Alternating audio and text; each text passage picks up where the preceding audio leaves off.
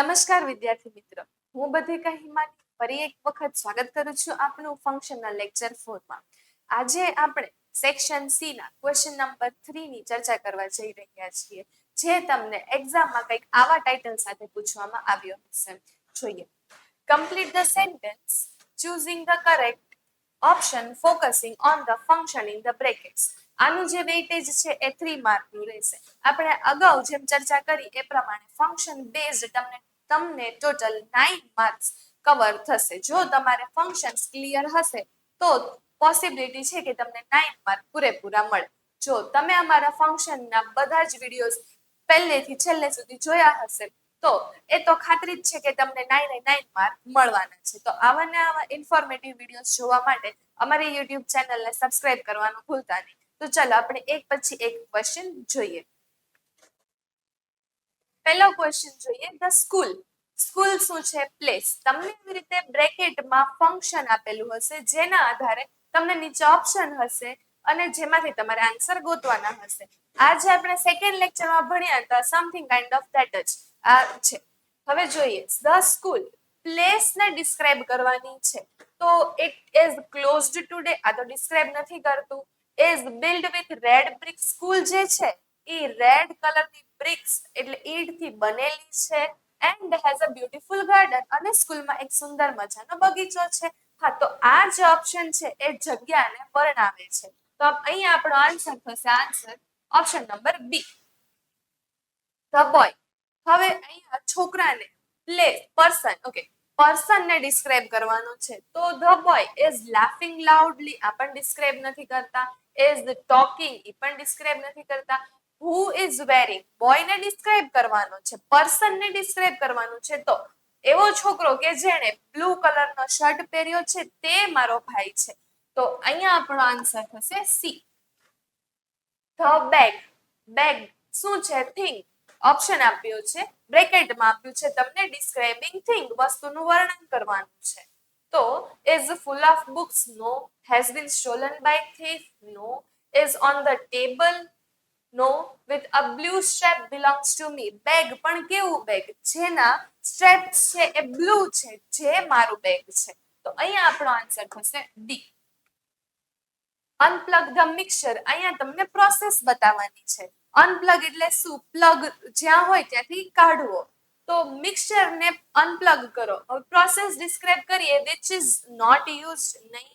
As soon as possible? Again no. Remove the jar.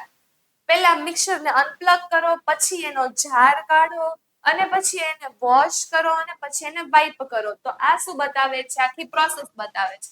તો અહીંયા આપણો આન્સર થશે સી. નીતિન વિલ. અહીંયા શું પૂછે છે? આપણને અલ્ટરનેટ ગોતવાનું છે. તો આપણે અગાઉના લેક્ચરમાં વાત કરી એ પ્રમાણે જ્યારે અલ્ટરનેટ આપ્યું હોય ત્યારે કાં તો આઈધર જેવા વર્ડનો યુઝ થશે. તો અહીંયા આપણે ગોતવાનું કે આઈધર એવો વર્ડ યુઝ થાય છે. તો ફર્સ્ટમાં જ છે આપણો આન્સર થશે એ, either watch TV or read a book. Nitin શું કરશે? કાં તો ટીવી જોશે અને કાં તો બુક રીડ કરશે. અલ્ટરનેટ એટલે ઓપ્શન આપે છે.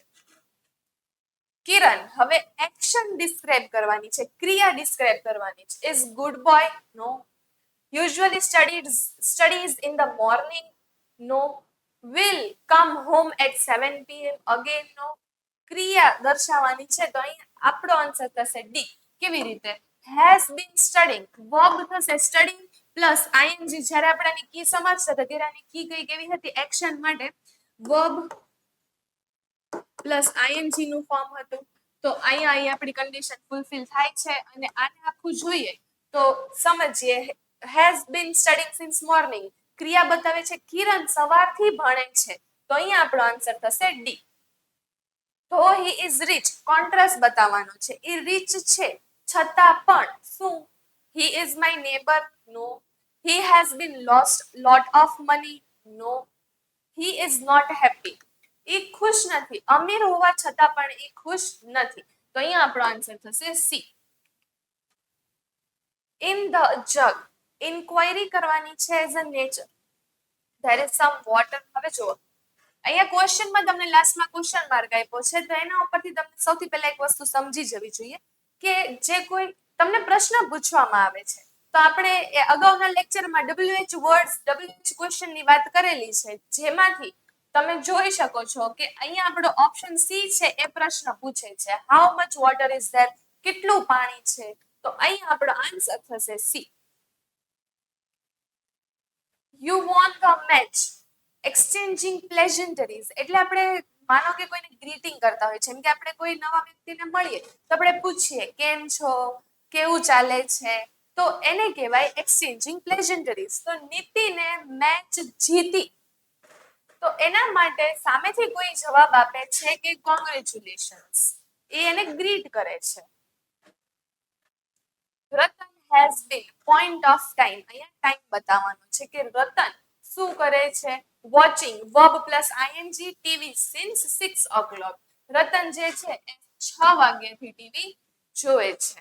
અહીંયા આપણો સેક્શન સી નો ક્વેશ્ચન 1 2 3 ત્રણેય પૂરા થાય છે. જો તમને 1 2 3 ક્વેશ્ચન્સ માંથી એક પણ માં કોઈ પણ જાતનો પ્રોબ્લેમ હોય તો તમે અમને કમેન્ટ સેક્શનમાં જરૂર જણાવજો. Thank you.